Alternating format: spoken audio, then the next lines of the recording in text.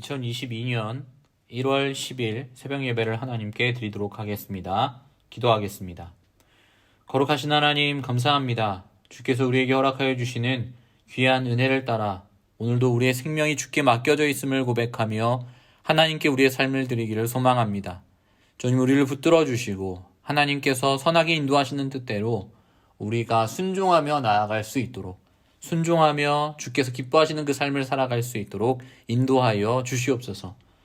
오늘도 말씀을 열기를 원합니다. 주님, 우리 눈에 주의 법에 기이한 것을 보게 하여 주시고 그것을 통하여 하나님께 온전히 영광 돌리며 그 뜻에 순종하며 살아가길 다짐하는 오늘 이 시간이 되게 하여 주옵소서.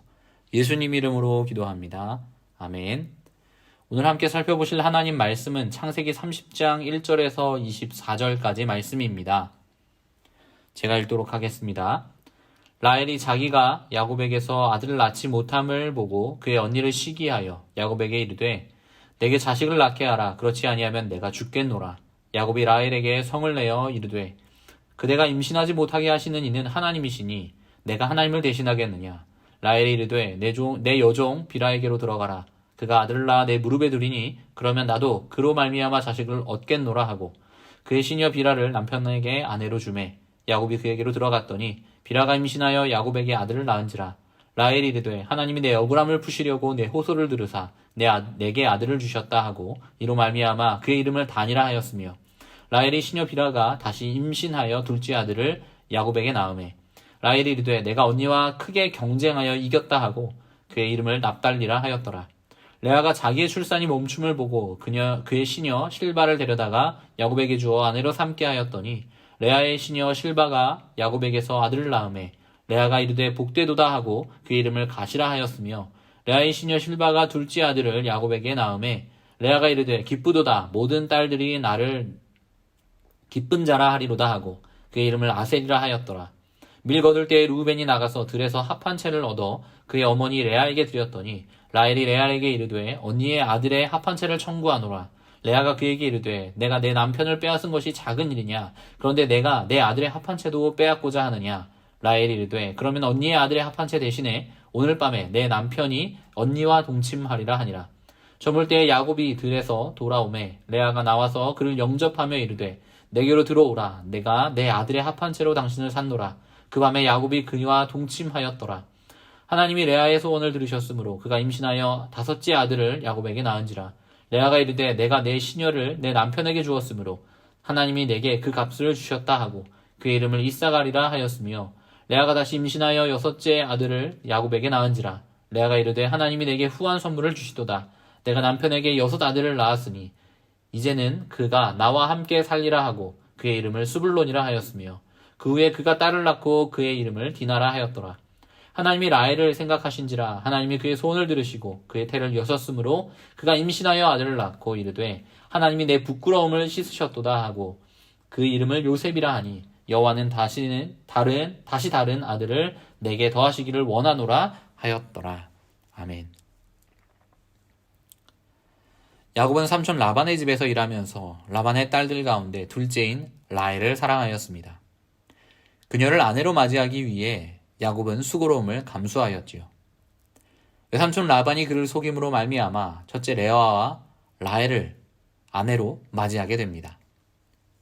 처음부터 야곱은 라헬을 아내로 맞이하기를 원했기에 그녀를 더 편애했던 것 같습니다. 우리가 오늘 읽은 본문의 바로 앞부분인 29장을 보면 여호와 하나님께서 레아가 야곱으로부터 사랑받지 못함을 보셨다라고 기록되어 있습니다. 29장 30절에서는 야곱이 레아보다 라헬을 더 사랑하였다라고 분명하게 기록되어 있지요. 친자매이면서 한 남자를 남편으로 둔 두 여인의 경쟁은 정말 심했습니다. 아담의 범죄 이후 여자에게 내려진 벌 중에 여자인 너는 남편을 원하게 된다라고 하셨던 벌의 내용이 있었습니다. 이 벌의 내용은 남편을 소유하려 하게 될 것이다 라는 것입니다. 지나친 남편에 대한 집착을 보이게 될 것이다 라는 것이지요. 끊임없이 사랑을 갈구하게 되는 존재가 된다는 것입니다. 하나님은 레아가 사랑받지 못함을 보셨고 그녀의 태를 열어주셨다라고 했습니다. 창세기 30장에서의 핵심이라 할 수 있는 부분은 29장에서 우리가 살펴보고 있는 하나님께서 태를 여신다라는 표현입니다.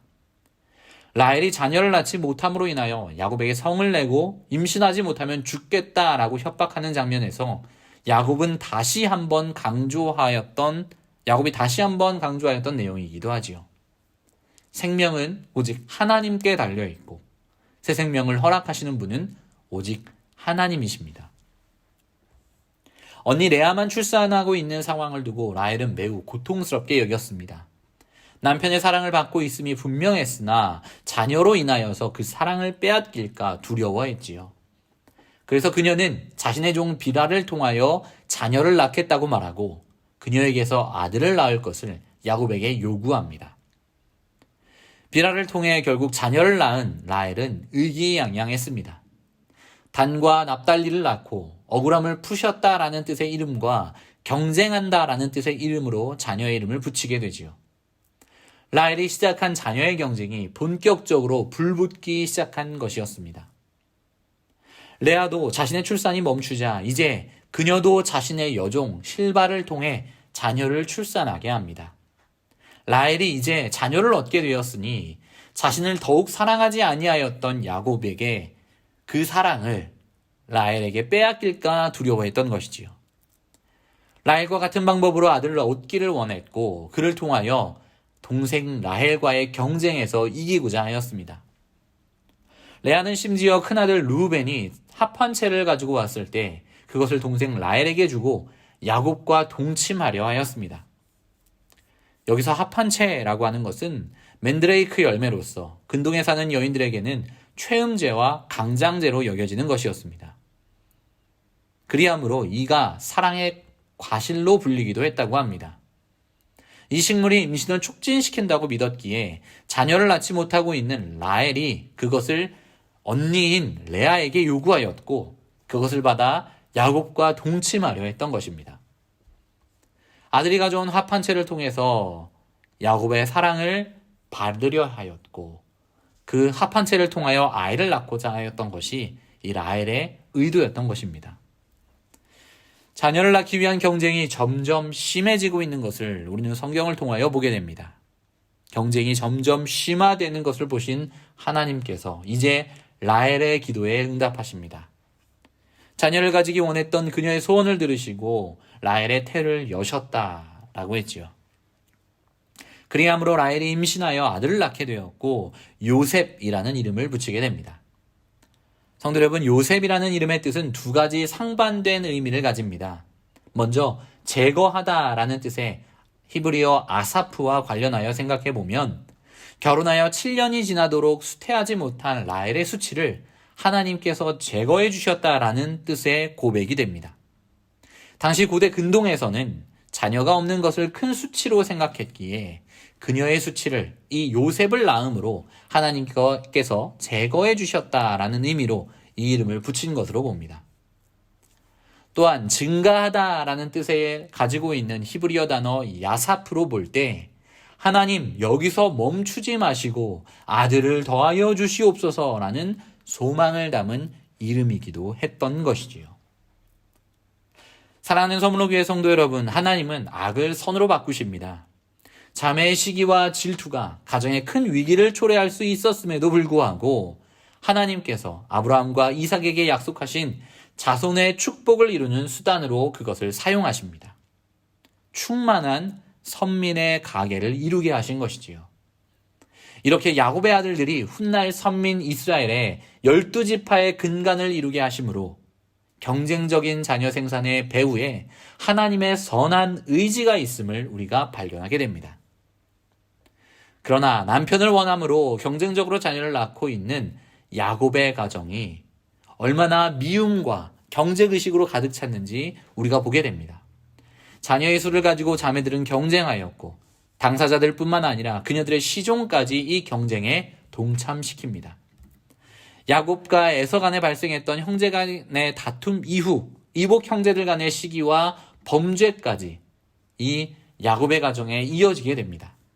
결과적으로 가정 안에서 벌어진 자매 간의 다툼이 자녀까지 영향을 주게 되고 하나님의 언약의 가정에 큰 위기를 초래하게 되기도 했던 것이지요. 사랑하는 서문호교회 성도 여러분, 하나님의 선한 의도가 우리의 악한 의도를 덮음으로 인하여 감사할 뿐만 아니라 우리가 가지고 있는 책임, 그리스도인다운 책임과 행실에 주의를 기울이는 저와 여러분들이 되기를 원합니다.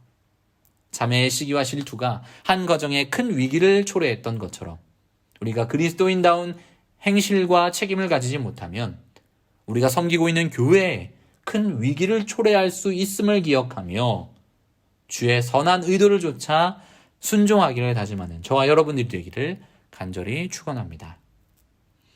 하나님 아버지 감사합니다. 주님, 우리에게 오늘 말씀을 통하여 교훈하고 계신 바 우리가 그리스도인단 책임과 행실을 해야 함을, 그것을 수행함에 있어 악한 의도를 가지고 하지 않아야 함을 보여주셨습니다. 주님, 우리가 주님의 뜻에 온전히 순종하는 주의 자녀들이 되게 하여 주시고 하나님께서 세우신 그리스도의 교회 위에 우리의 모든 수고와 헌신을 사용하시어서 그것을 아름답게 가꿀 수 있는 은혜가 있도록 도와주옵소서.